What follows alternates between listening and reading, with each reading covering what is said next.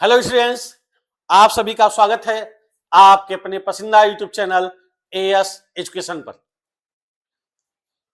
हमने आपको पिछली क्लास में परमाणु संरचना के विषय में महत्वपूर्ण जानकारी दिया था, जिसमें आपको बताया गया था कि परमाणु कैसे बनता है, परमाणु क्या होता है, परमाणु के मॉडल संबंधी डाल्टन का नियम, जे थॉम्सन का तरबूज मॉडल, रदरफोर्ड के अल्फा कणों का प्रकीर्णन, रदरफोर्ड के परमाणु मॉडल और रदरफोर्ड के परमाणु मॉडल में क्या कमियां थी और उसको सुधार करके बोर ने अपना सिद्धांत क्या दिया था। इन सभी के विषय में हमने एक जानकारी, विस्तृत जानकारी प्राप्त की थी। आज हम उससे आगे हाइड्रोजन परमाणु के समान अन्य परमाणुओं के बोर का सिद्धांत क्या है, उसके विषय में हम चर्चा करेंगे और उससे संबंधित डेरिवेशन को करेंगे, जो आपको समझने में बहुत आसानी होगी और आप आसानी से उन सभी चीजों को जान सकेंगे। तो देर न करते हुए आइए स्टार्ट करते हैं आज की अपनी क्लास। और उससे पहले आप सभी से रिक्वेस्ट है कि जो भी इस वीडियो को देख रहे हैं तो प्लीज लाइक और शेयर करना मत भूलिएगा। आप सभी लोग लाइक और शेयर करने में कंजूसी करते हैं, क्योंकि आप लोगों के लाइक से ही हमें और प्रेरणा मिलती है कि हम अपने अच्छे से अच्छे कंटेंट आपको दे सकें और आपकी तैयारी बहुत बेहतर हो सके। तो आप सभी लोग लाइक और शेयर जरूर कर दीजिए, और जो भी नए हमारे यूट्यूब चैनल के पर देख रहे हैं वे सब चैनल को सब्सक्राइब कर लें, ताकि आने वाले नोटिफिकेशन आपको मिल सके और आप उसकी जानकारी प्राप्त कर सकें। तो चलिए स्टार्ट करते हैं आज की अपनी क्लास। दिया है क्या है कि हाइड्रोजन सदृश परमाणुओं का बोर का सिद्धांत। बोर ने बताया था, अपनी बातों में बताया, अपने सिद्धांत के आधार पर बताया कि प्रत्येक परमाणुओं में, परमाणु के जो इलेक्ट्रॉन होते हैं उनकी कक्षा निश्चित होती है, और जब इलेक्ट्रॉन नाभिक के चारों ओर घूमते रहते हैं तो नाभिक और इलेक्ट्रॉन के बीच अभिकेंद्र बल कार्य करता है, जो स्थिर वैद्युत बल प्रदान करता है। यानी वह अभिकेंद्र बल स्थिर वैद्युत बल के मान के बराबर होता है। और क्या बताया कि कोणीय संवेग, यानी जो प्रत्येक इलेक्ट्रॉन अपनी कक्षा में घूम रहा है उसका कोणीय संवेग NH/2 पाई का गुणज होता है। तो यहां पर देखा हमने कि नाभिक के चारों इलेक्ट्रॉन घूम रहे हैं, और इस इलेक्ट्रॉन पर आवेश E है और इसका वेग क्या है, V है। इनका वेग क्या है भैया, V है, और इनका द्रव्यमान क्या है, m है। तो हम निकाल लेते पहले अभिकेंद्र बल, यानी इलेक्ट्रॉन पर लगने वाला अभिकेंद्र बल, इलेक्ट्रॉन पर लगने वाला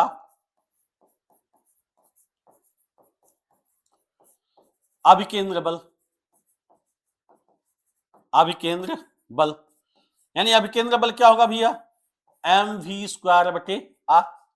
और स्थिर वैद्युत बल क्या हो जाएगा, स्थिर वैद्युत बल, यानी स्थिर वैद्युत बल की तुलना करेंगे तो क्या हो जाएगा, 1/4πε0 इंटू पहला आवेश यानी नाभिक का आवेश क्या है, Ze इंटू E/r²। इसको समीकरण नंबर 1 मान लिया हमने।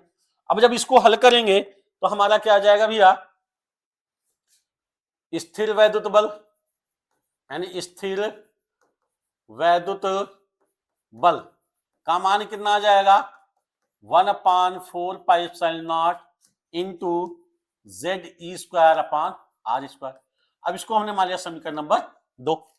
अब यहां क्या हमने बताया, यहां पर क्या है कि जो इलेक्ट्रॉन घूम रहा है तो ये अभिकेंद्र बल इस स्थिर वैद्युत बल के मान के बराबर है। तो क्या हो जाएगा, समीकरण 1 व 2 से, समीकरण 1 व 2 से दोनों क्या है, बराबर है, यानी mv²/r बराबर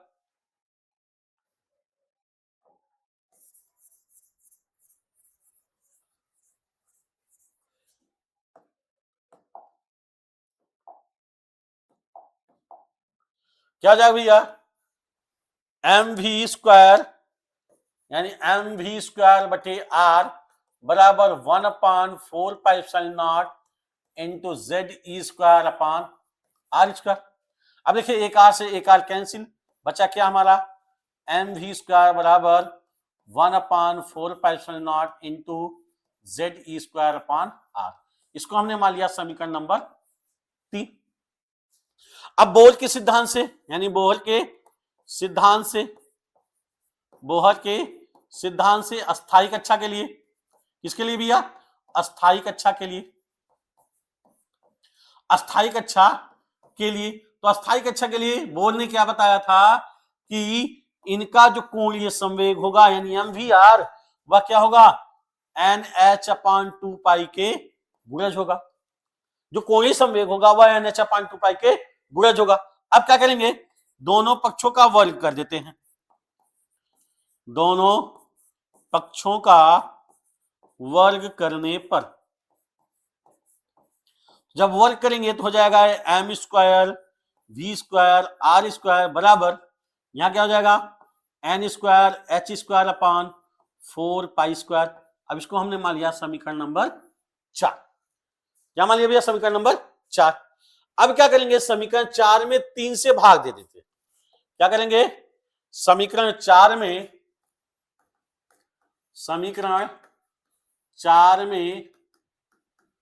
3 से भाग देने पर, तो समीकरण 4 क्या है हमारा? m² v² r² बटे समीकरण 3 क्या है? mv² बराबर, इसका मान क्या है? n² h²/4π² बटे mv² का मान क्या है?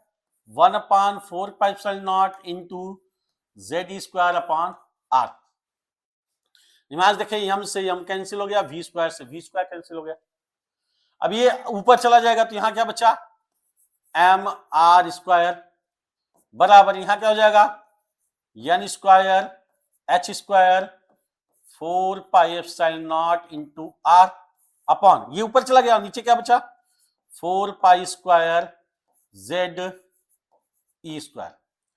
तो 4 से 4 कैंसिल, पाई से पाई कैंसिल, r से r कैंसिल।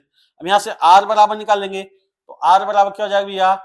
n² h², यहां एप्सिलॉन अपॉन क्या हो जाएगा? ZME²। कितना हो जाएगा? ZME²। या इसको लिख सकते हैं r n² ब्रैकेट में क्या लिख देंगे?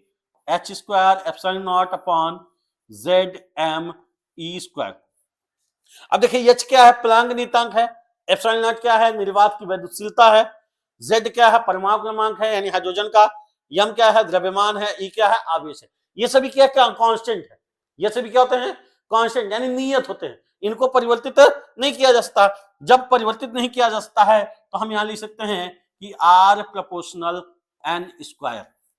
क्या लिख सकते हैं भैया? r proportional n²। यानी कहने का मतलब कि जो अस्थायी कक्षा की त्रिज्या होगी, यानी हम यहां लिख सकते हैं, क्या लिख सकते हैं कि अतः स्पष्ट है कि अस्थायी कक्षा की त्रिज्या, ये n क्या है? मुख्य क्वांटम संख्या। क्या है? मुख्य क्वांटम संख्या के वर्ग के अनुक्रमानुपाती होती है। वर्ग के अनुक्रमानुपाती होती है। यानी कहने का मतलब कि मुख्य क्वांटम संख्या, यानी अगर इलेक्ट्रॉन पहली कक्षा में है तो उसकी त्रिज्या कुछ और होगी, दूसरी कक्षा में है तो उसकी त्रिज्या कुछ और होगी, तीसरी कक्षा में तो उसकी त्रिज्या कुछ और होगी। यानी यह किस पर निर्भर करता है? मुख्य क्वांटम संख्या पर निर्भर करता है। मुख्य क्वांटम संख्या के वर्ग के क्या होती है? अनुक्रमानुपाती होती है। ठीक है, तो ये रहा हमारा त्रिज्या, यानी नाभिक की हाइड्रोजन समान जितने भी परमाणु हैं उन सभी परमाणु की त्रिज्या के सूत्र के विषय में हमने जाना। अब हम आते हैं इसके बाद परमाणु यानी त्रिज्या के विषय में जब जान लिया तो इसके बाद आते हैं इनका वेग। क्या आते हैं भैया? इनका वेग आते हैं, वेग से संबंधित आते हैं। किससे संबंधित? वेग से। अब वेग को संबंधित करते हैं तो इलेक्ट्रॉनों का वेग निकालते हैं। इलेक्ट्रॉनों का वेग, वेग क्या होगा? चलिए, अभी हमने बताया कि जो कोणीय संवेग है mvr वह क्या है?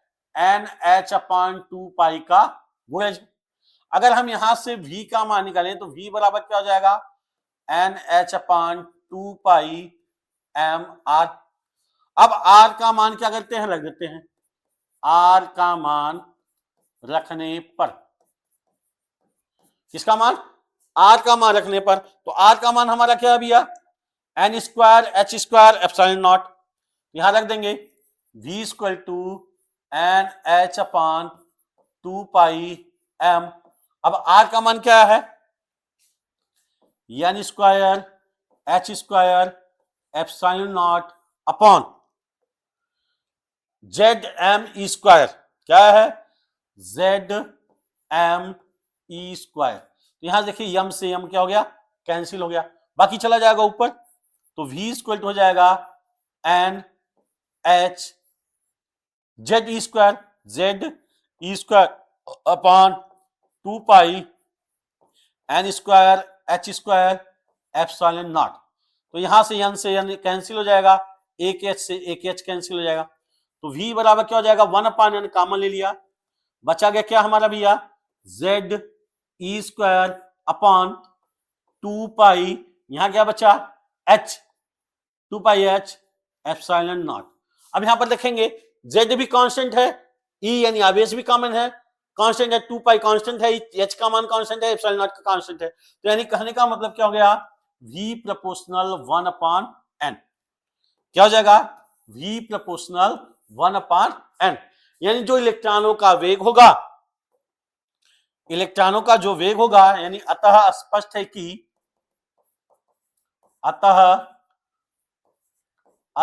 है कि इलेक्ट्रॉनों का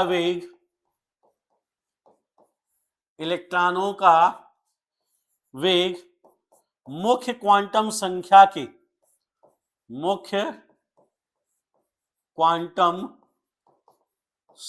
के क्या होता है? व्युत्क्रमानुपाती होता है। क्या होता है भैया? व्युत्क्रमानुपाती होता है। व्युत्क्रमानुपाती होता है। क्या होता है? व्युत्क्रमानुपाती होता है। ये हो गया हमारा इलेक्ट्रॉनों का वेग, यानी हमने त्रिज्या निकाल लिया, इलेक्ट्रॉनों का वेग निकाल लिया। अब इसके बाद आते हैं अस्थायी कक्षाओं में इलेक्ट्रॉन की ऊर्जा, यानी अब हम ऊर्जा के विषय में पढ़ते हैं। किसके विषय में पढ़ते हैं भैया? ऊर्जा के विषय में, यानी अस्थायी कक्षाओं में इलेक्ट्रॉनों की ऊर्जा। अस्थायी कक्षाओं में इलेक्ट्रॉन की ऊर्जा या इलेक्ट्रॉनों की ऊर्जा। तो ऊर्जा क्या होती है भैया? ऊर्जा अगर हम ध्यान समझे तो ऊर्जा का मतलब क्या होता है? यांत्रिक ऊर्जा। क्या होगी? यांत्रिक ऊर्जा। और यह जो यांत्रिक ऊर्जा होती है वह क्या होती है? गतिज ऊर्जा प्लस स्थितिज ऊर्जा के योगफल के बराबर होती है। स्थितिज ऊर्जा के योगफल के बराबर होगी, यानी गतिज ऊर्जा और स्थितिज ऊर्जा का जो योगफल होगा यह उसकी पूर्णतः ऊर्जा के मान के बराबर होता है, यानी यांत्रिक ऊर्जा के मान के बराबर होता है। तो सबसे पहले हम क्या निकालेंगे? गतिज ऊर्जा। तो गतिज ऊर्जा क्या होती है? गतिज ऊर्जा यानी K बराबर क्या होता है? Half mv²। क्या होता भैया? K बराबर 1/2 mv² होता है। क्या होता है? mv² होता है। अब हम मान रख देते हैं, तो K बराबर 1/2 mv। v का मान हमने क्या निकाला? v का मान हमने क्या निकाला भैया? v का मान हमने निकाला 1/n ZE²। क्या निकाला? 1/n ZE² upon 2πh/0। 2πh/0 का होल स्क्वायर। अब इसको हल कर लेंगे तो K = कितना हो जाएगा? 1/2 m 1/n² z² e के power 4/4 pi square h² epsilon not. अब हम गुणा कर लेंगे तो k इक्वल टू कितना हो जाएगा 1/2 और 4 पाई 1/8 कितना हो जाएगा 1/8 m z² e के power 4/n² h² epsilon naught pi square कितना हो जाएगा k equal to 1/8 m z² e के power 4/n² h² epsilon naught pi square. ये हमारा आ जाएगा गतिज ऊर्जा। क्या आ जाएगी भैया गतिज ऊर्जा आ जाएगी। क्या निकाल लिया हमने गतिज ऊर्जा निकाल लिया। ठीक है क्या हमने निकाल लिया भैया गतिज ऊर्जा का मान हमने निकाल लिया।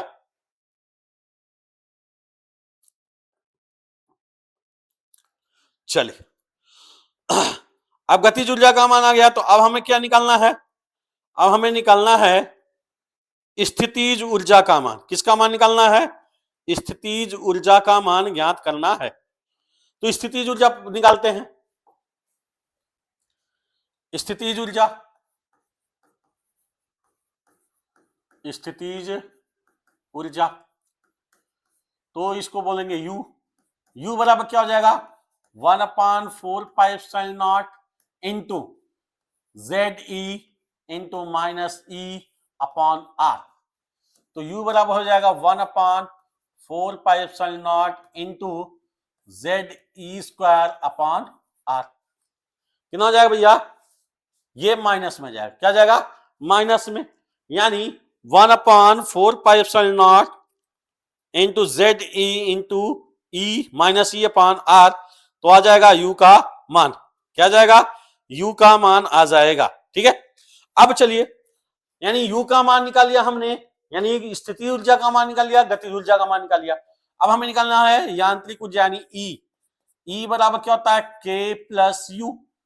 K का मान हमने कितना निकाला भैया 1/8 क्या निकाला है 1/8 mz² e के पावर 4 mz² e के power 4 upon n² h² epsilon not n² h² epsilon naught pi square minus क्या हो जाएगा 1/4 pi epsilon not into ZE²/R कितना हो जाएगा ZE²/R।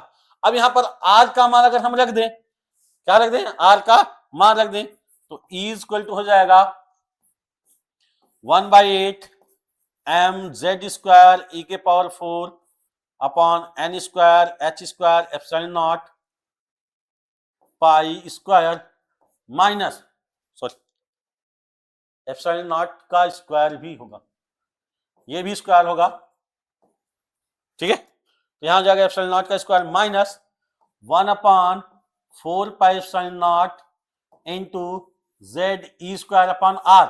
R का मान क्या करना है R का मान तो R का मान हमने निकाला था कितना निकाला था भैया n² h² epsilon not n² h² epsilon not तो मान रख देखते हैं n² h² एप्सिलॉन नॉट बटे यानी बटे में क्या था बटे में ZME² तो बटे में ZME² तो ऊपर चला जाएगा इंटू ZME²। अब क्या हो जाएगा 1/8 mz² e के power 4 upon n² h² epsilon not का स्क्वायर पाई स्क्वायर माइनस यहां क्या हो जाएगा 1/4 अब यहां क्या हो जाएगा भैया mz² e के power 4 upon n² h² epsilon not का स्क्वायर यहां हो जाएगा पाई। कितना हो जाएगा पाई हो जाएगा।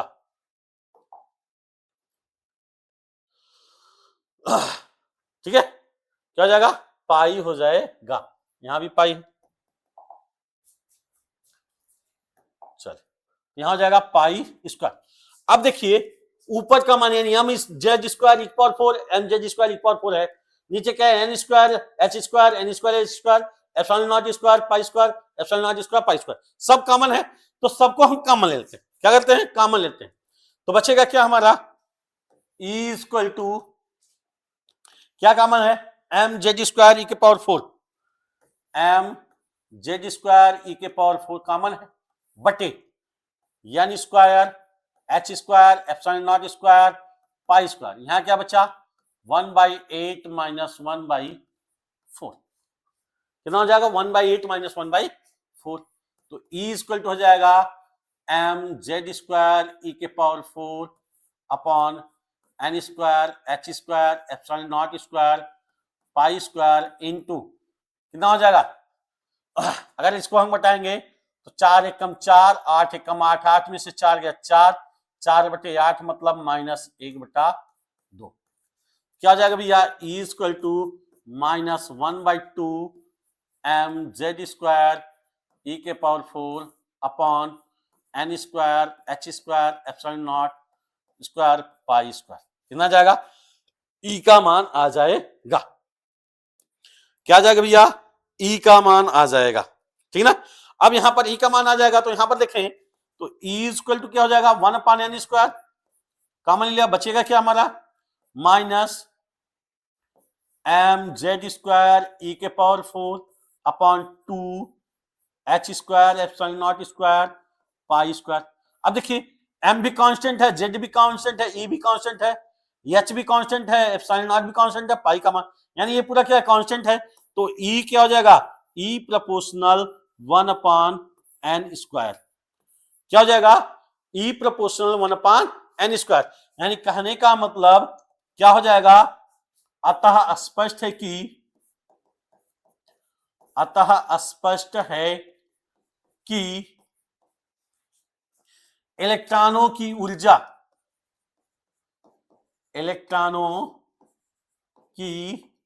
ऊर्जा मुख्य क्वांटम संख्या के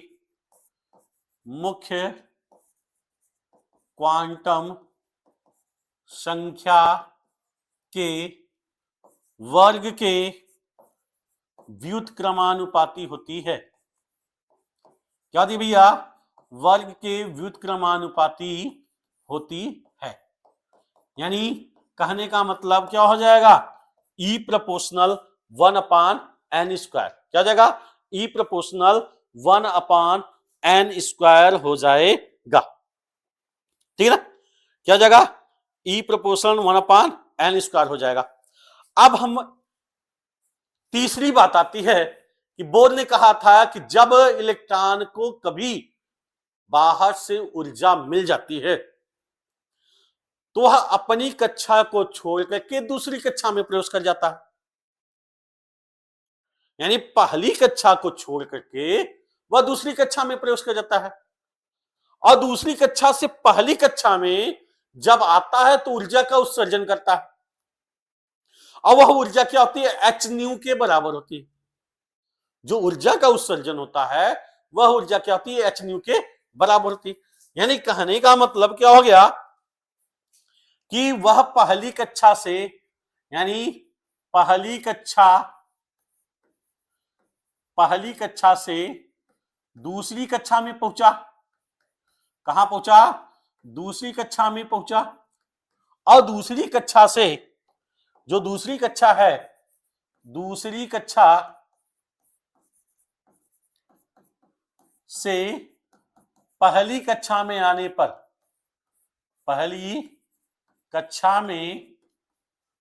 पर क्या करता है? ऊर्जा का उत्सर्जन करता है। आने पर ऊर्जा का उत्सर्जन करता है जो एच न्यू के मान के बराबर होता है।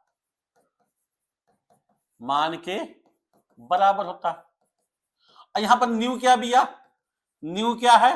न्यू क्या है? आवृत्ति है। क्या है? न्यू आवृत्ति है। अब दूसरी कक्षा में गया तो दूसरी कक्षा का ऊर्जा हो गया E2 माइनस पहली कक्षा की ऊर्जा यानी E1। यह किसके बराबर है, एच न्यू के बराबर है। किसके बराबर भैया, एच न्यू के बराबर है। अब यहां से न्यू बराबर हम निकालना चाहें हो जाएगा हमारा E2 minus E1 upon H, यानी एन न्यू बराबर 1 upon H E2 minus E1, E2 minus E1। अब हम यहां पर मान रखेंगे तो 1 अपॉन एच E2, यहां पर देखें तो E में क्या कांस्टेंट मिल रहा है भैया, ये पूरा हमारा कांस्टेंट मिला है। क्या मिला है, कांस्टेंट। अब इसको हम क्या लिखते हैं, RHC, इसको हम क्या लिखते हैं, RHC लिख सकते हैं। क्या लिख सकते हैं भैया, RHC लिखते हैं, ठीक है ना, RHC लिख सकते हैं। या फिर इसको अगर हम लिखना चाहें तो हम एक और शब्द लिख सकते हैं। क्या लिख सकते हैं, इसको हम लिख सकते हैं कि ये जेड स्क्वायर है तो हम लिख देंगे RZ स्क्वायर।